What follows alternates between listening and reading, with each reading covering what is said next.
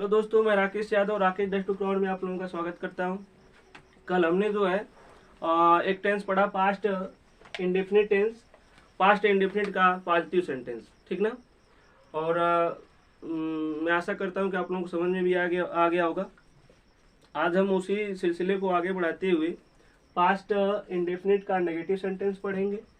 Past indefinite का जो negative sentence है, इसमें हम देखते हैं कि क्या फार्मूला इसका है, ठीक ना। और फार्मूला पर कैसे, फार्मूला बेस पर इसको बैठाएंगे, तो ये कुछ चीज़ें हम आज देखेंगे। और इसको थोड़ा सा आप लोग देखिएगा, और जो भी प्रॉब्लम इसमें होगी तो उसको बताएंगे कमेंट के माध्यम से, उसको हम फिर से बताएंगे। और पिछली वीडियो प्लीज़ आप लोग देखिए, ज़्यादा से ज़्यादा आप लोग लाइक और शेयर करिए और सब्सक्राइब भी करिए। आप लोग सब्सक्राइब नहीं कर रहे हैं तो थोड़ा सा इस चीज़ पर ध्यान दीजिए और कमेंट ज़रूर करिए अगर कोई दिक्कत हो रहा है तो। चलिए हम क्लास स्टार्ट करते हैं आज। तो आज सबसे पहले हम देखेंगे कि नेगेटिव सेंटेंस पास्ट इंडेफिनिट का कैसे बनाया जाता है।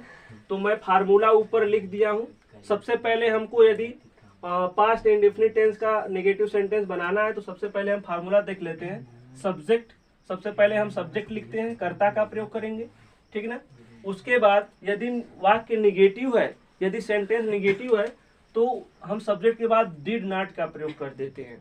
और मैंने कल भी बताया था, आज फिर बता दे रहा हूं कि हमेशा डिड के साथ क्रिया का फर्स्ट फॉर्म लगता है, ठीक ना।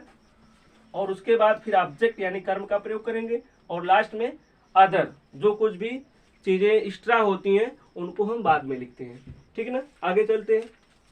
यदि कभी कभी वाक्य में ऐसा होता है कि डिड नॉट का प्रयोग नहीं होता है, ऐसा कभी कभी होता है, डिड मतलब नहीं आया है, आ जाएगा कभी नहीं। कभी कभी वाक्य में कभी नहीं का प्रयोग होता है तो उस समय हम डिड नहीं लिखते हैं, डिड का प्रयोग नहीं होता है। और जब डिड का प्रयोग नहीं होगा तो क्रिया का फर्स्ट फॉर्म भी नहीं लगता है, तो उस स्थान पे अगर कभी नहीं का प्रयोग हुआ है तो हम लोग नेवर का प्रयोग करते हैं। और नेवर के साथ हमेशा हमको ध्यान देना है कि क्रिया का सेकेंड फॉर्म लगता है, ठीक ना। डिड लगेगा तो डिड के साथ क्रिया का फर्स्ट फॉर्म, और डिड जैसे ही हटा तो समझिए नेवर लग गया कभी नहीं के लिए, और डिड जैसे हटा तो क्रिया का सेकेंड फॉर्म लग जाएगा। इस चीज का हमको विशेष ध्यान देना है, ठीक है। तो चलिए आते हैं। इसका अनुवाद पहले हम कर रहा हूँ। अब देखिए जो है क्या इसमें जो है रूल फॉलो हो रहा है, ठीक है ना।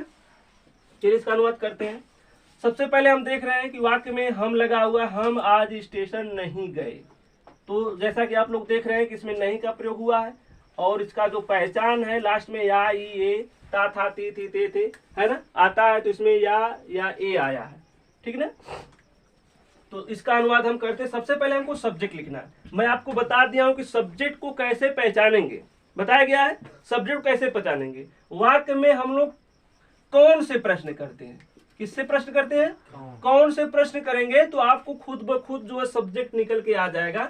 जैसे आज स्टेशन कौन नहीं गए, आज स्टेशन कौन नहीं गए, तो उत्तर निकल के आएगा हम आज स्टेशन नहीं गए, यही ना भाई, ठीक है। तो अब हमको पता चल गया कि सब्जेक्ट हम है, तो हम इसकी अंग्रेजी लिख देते हैं। हम की अंग्रेजी क्या होती है, वी। सब्जेक्ट के बाद हमको क्या लिखना है, नहीं यानी डिड नॉट लिखना है। सीधे सीधे हम जैसा लिखे हैं बस उस पर आप सेट करते जाइए, आपका वाक्य क्या हो जाएगा, बनता चला जाए, कोई दिक्कत नहीं होगी, ठीक ना। तो वी के बाद हमको लिख देना है डिड, और डिड के साथ लिख देना है not, did not, we did not. उसके बाद क्या है, मुख्य क्रिया। मुख्य क्रिया इसमें क्या है, गए, जाना मुख्य क्रिया है। तो जाने की अंग्रेजी क्या होता है, गो, लेकिन हमको लिखना है सेकेंड फॉर्म यहाँ पे, तो गो का क्या हो जाएगा, वेंट। हाँ, इसका जो है फर्स्ट फॉर्म गो हो जाएगा और इसका सेकेंड फॉर्म क्या हो जाएगा, वेंट हो जाएगा, यही ना, ठीक है। तो वी डिड नॉट वेंट। अच्छा, एक चीज और हमको देना जी, बहुत अच्छा। जैसे हमको डिड है, हम डिड लगाए हैं तो इसके साथ फर्स्ट फॉर्म होगा, सॉरी, ठीक ना। तो यहाँ पे फर्स्ट फॉर्म हो जाएगा वी डिड नॉट गो, ठीक ना। इसके बाद क्या, ऑब्जेक्ट। ऑब्जेक्ट क्या है इसमें, स्टेशन, ठीक ना। वी डिड नॉट गो कहाँ, स्टेशन, टू स्टेशन, STATION, ठीक ना।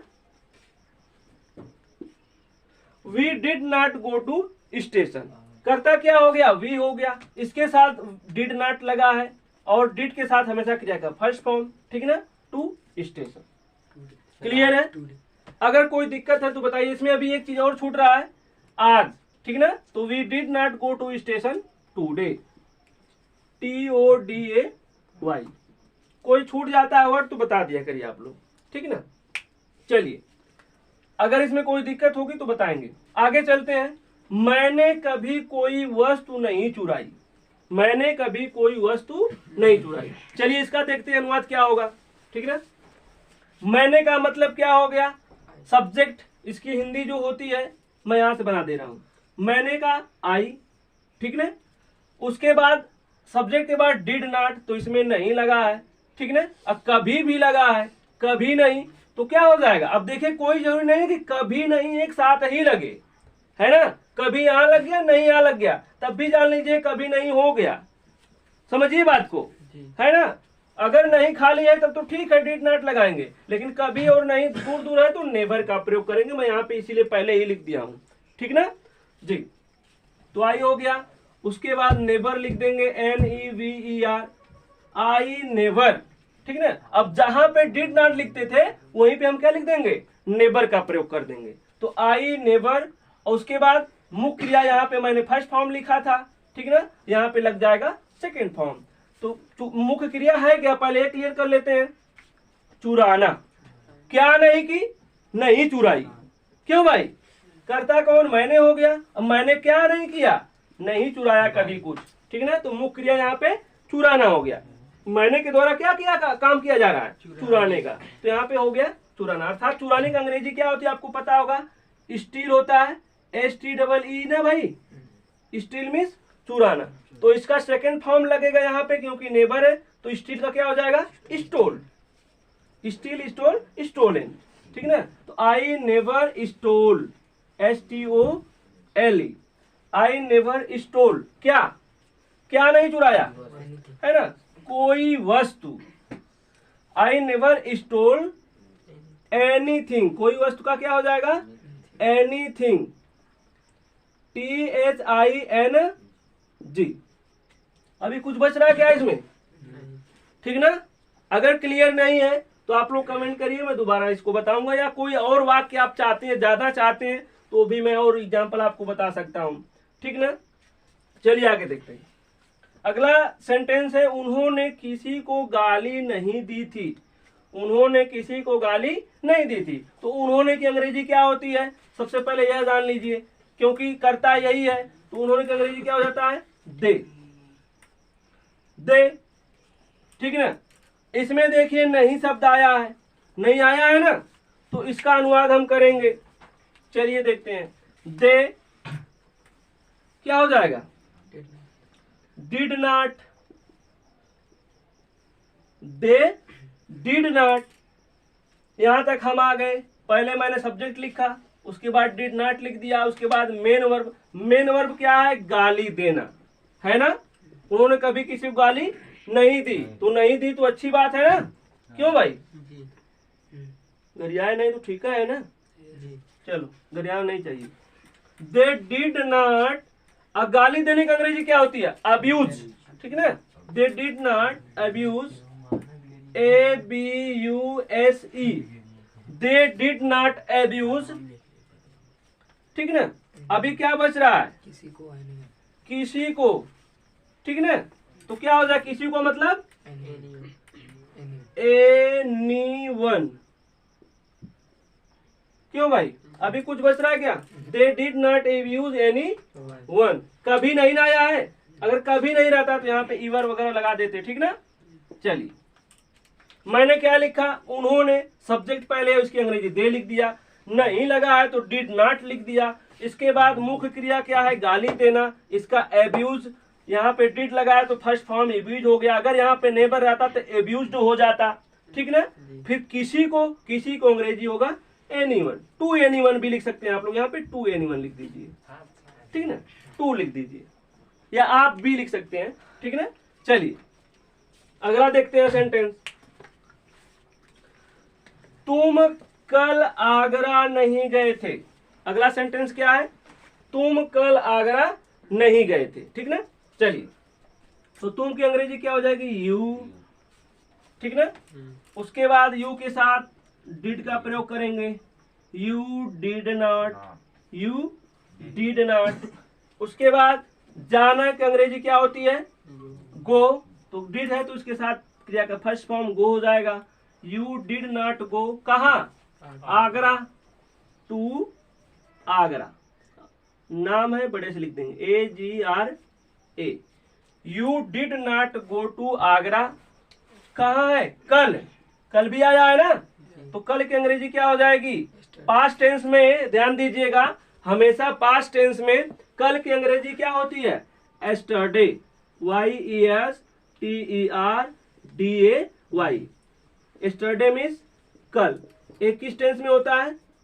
Past tense. यदि पास्ट टेंस है तो इसमें जो है कल की अंग्रेजी स्टार्ट हो जाता है।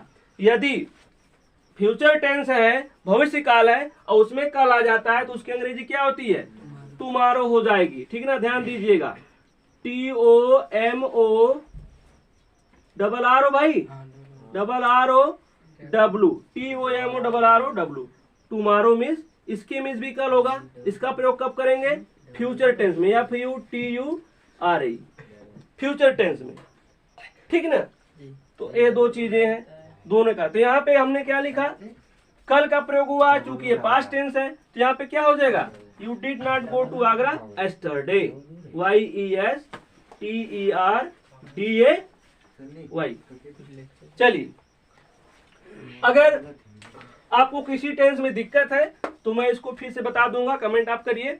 और एक चीज और है, कुछ स्टूडेंट्स जो है कमेंट कर रहे हैं कि सर थोड़ा सा आप जो है एक्स्ट्रा करने का प्रयास करिए, कुछ एक्स्ट्रा दीजिए नॉलेज। तो मैं अभी ये बेसिक बता रहा हूँ, लेकिन आप ये मत सोचिएगा कि मैं यहीं तक सीमित रहूंगा। मैं इसके बाद आपको पूरा टेंस बताऊंगा, इसके बाद एक्टिव पैसिव, नरेशन, वोकैबुलरी, है ना, पूरा SST लेवल का मैं जो है आपको इंग्लिश करवा दूंगा। आपको प्रॉब्लम अगर कोई होता है तो बताएंगे, ठीक ना। आप लोग परेशान ना होइए, केवल रेगुलर वीडियो को देखते जाइए। मैं एक क्रम से, एक सीरियल से बनाता चला जाऊंगा। मतलब मेरा चैनल का नाम ही है राकेश डस्ट टू क्राउन, तो हमको डस्ट से उठ करके क्राउन तक जाना है, ठीक है। तो इस बात का आप लोग ध्यान दीजिएगा। चलिए, फिर नेक्स्ट वीडियो हमारी आएगी इसके बाद पास्ट इंडेफिनिट के बाद। अभी नेगेटिव मैंने सिंपल पढ़ाया, सिंपल के बाद नेगेटिव सेंटेंस था, और नेगेटिव के बाद मैं आपको पढ़ाऊंगा इंट्रोगेटिव का फर्स्ट और सेकेंड, ठीक ना। इसके बाद हम पढ़ेंगे कंटिन्यूअस। फिर ऐसे मेरा ऐसे चलता रहेगा। जैसे ही ग्रामर समाप्त हुआ मैं आपको एक्टिव पैसिव, नरेशन, फिर बाकी चीजें आपको जो है क्रम से बताता जाऊंगा। लेकिन अगर आपको कोई और वीडियो चाह रहे हैं या बीच में कोई आप चीज पढ़ना चाह रहे हैं तो उसको आप बताइए हमको कमेंट के माध्यम से, मैं आपको जो है उसको देने का प्रयास करूंगा। ठीक है, जय हिंद, जय भारत।